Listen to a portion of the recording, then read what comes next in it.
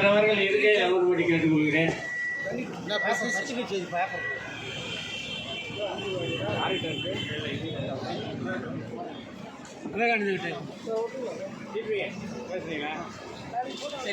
அடுத்ததாக இந்த தர்ணா போராட்டத்தை வாழ்த்தி இந்திய வங்கி ஊழியர் சம்மேளனம்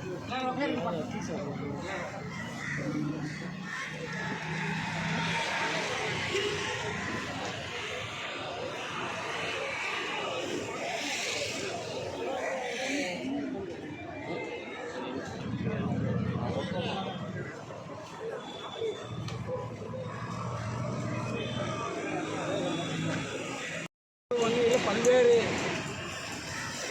வங்கிகள் இருந்தாலும் ஒரு பகுதி ஊழியர்கள் நகர கூட்டு வங்கி ஊழியர் அவர்களுக்காக மட்டும்தான் இந்த ஆர்ப்பாட்டம்.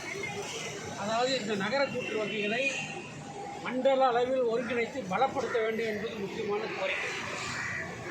அதே போல் இந்த ஊழியர்களுக்கான ஊதிய உயர்வு 1/1/2022 வழங்கப்பட வேண்டும்.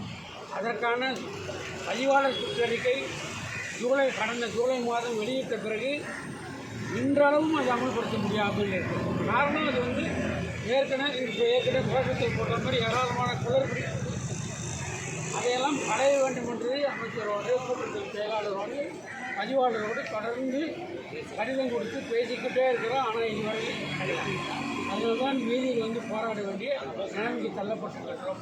அதே போல் நகர வங்கி ஊழியர்களுக்கு பென்ஷன் மாவட்ட மத்திய கூட்டு வங்கி ஊழியர்களுக்கு வழங்குவது போல ஒரு ஆரம்பத்தில் அதே 5500 வழங்க வேண்டும் என்று கோரிக்கை வைக்கப்பட்டோம்.